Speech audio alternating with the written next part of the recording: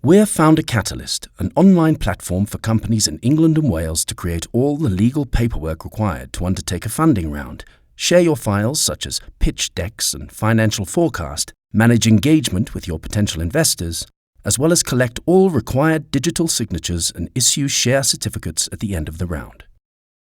Let's start by signing up to FounderCatalyst to create your new user account. Visit www.foundercatalyst.com and click the button in the right that says Sign Up for Free. This takes you to a simple form where we ask for your name, email address, and a password.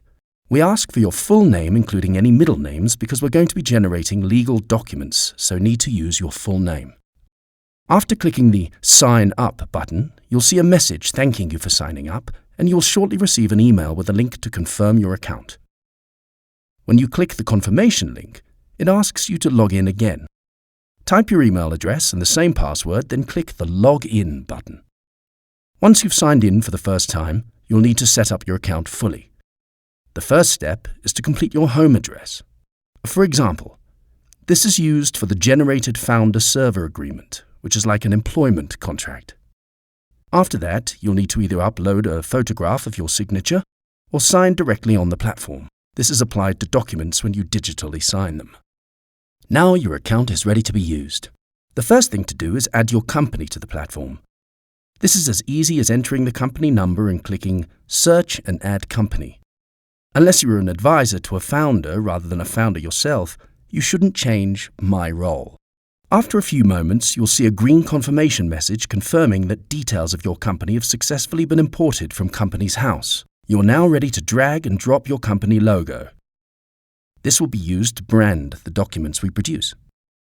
We will automatically pull your registered address from Company's House. Ideally, you should just be able to click the Confirm Address is Correct button, but if you can't because it's changed or is incorrect, then you can make changes here and click Save Address. Just remember to update Company's House with the change too. We won't report it back to them.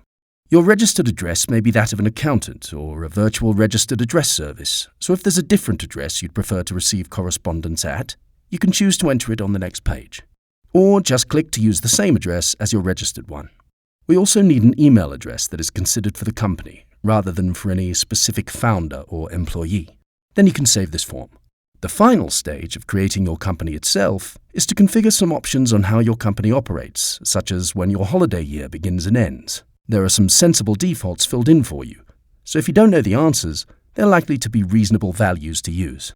The only parts you'll definitely need to complete are your company bank details for receiving the funds from your investors and your normal price per share for your company.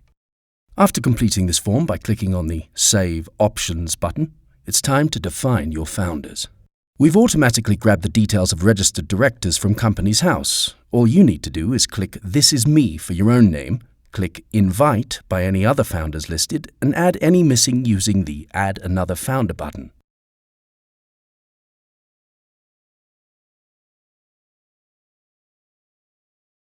Anyone you add or invite will be emailed a link to join FounderCatalyst and be added to your company. When you're finished, click Finished Adding Founders. You now need to enter details of the cap table as it will be just prior to investment. In short, you need to add details of each shareholder in your company and how many shares they own. You should also enter details of any option pool or other type of investment instruments, such as convertible loan notes, ASAs, or warrants. Once the cap table on the platform is correct, click the Allocate All Pending Shares button.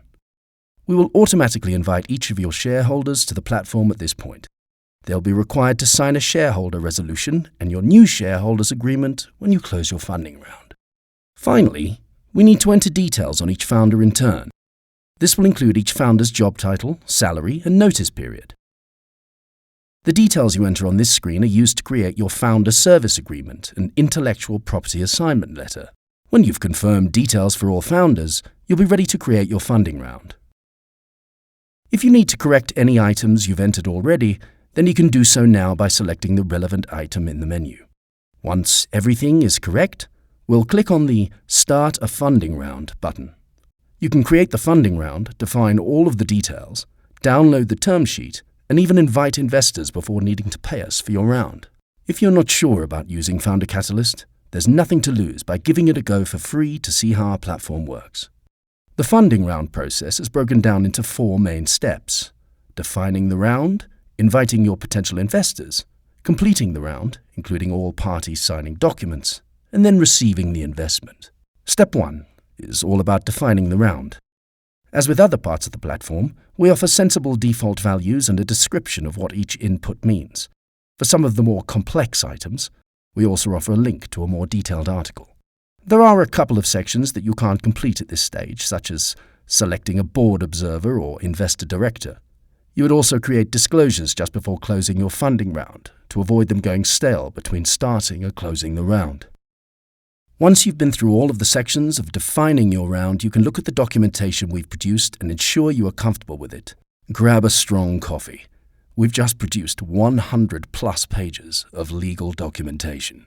If you decide to use the Boost feature of FounderCatalyst to support your funding round, then now would be a great time to set this up. See our further video for guidance on how to do this. To see the documentation we've produced, head to the Intelligent Data Room. It is also possible to upload your pitch deck, forecast, advance assurance, or other documents that your investors may want to see as follows. Once you are happy with the documentation, it's time to invite your investors, which occurs in Step 2. Here we enter details of any potential investors to this funding round. We need to specify a name and email address for each potential investor, as we will invite them to the platform for you. We also need to enter their intended investment amount, or number of shares, the type of shares they will receive, and whether they're investing under the SEIS or EIS schemes. When adding potential investors, you can choose either an existing shareholder who wishes to invest in the company or a new individual or corporate investor. Once you've entered details, you can then click the button that says Send Invitation Emails below that section to send all of your investors a welcome email with a link to sign up to FounderCatalyst and join your round. Once we've invited some potential investors, we get access to Step 3.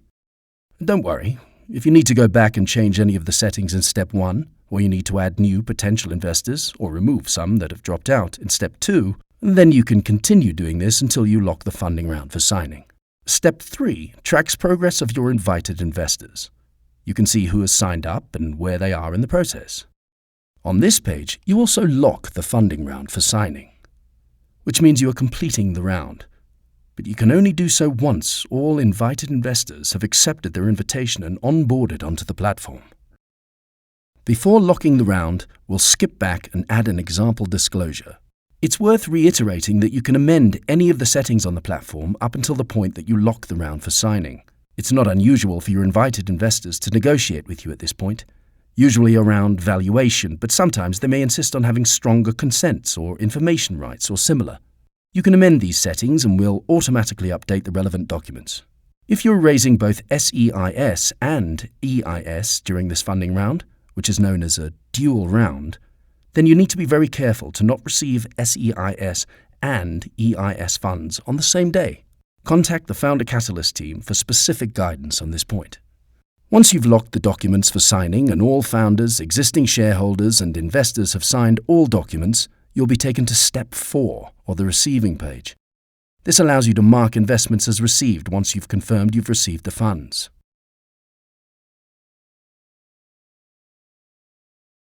Marking an investment as received triggers the platform to issue that investor with a share certificate for their investment.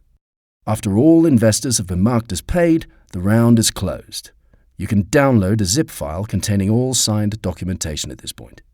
Great. We've finished your first round, and it's taken just 9 minutes. In reality, your funding round will involve herding cats, or investors in this case. The process of closing a funding round can take days or weeks, but you can be sure that FounderCatalyst isn't going to add any latency into that process. You can now download your completion Bible for the transaction. This is a copy of every document in the Intelligent Data Room at the time of closing. Now we've closed the round, we can create a further funding round. See our next video for more details of the different types of further rounds.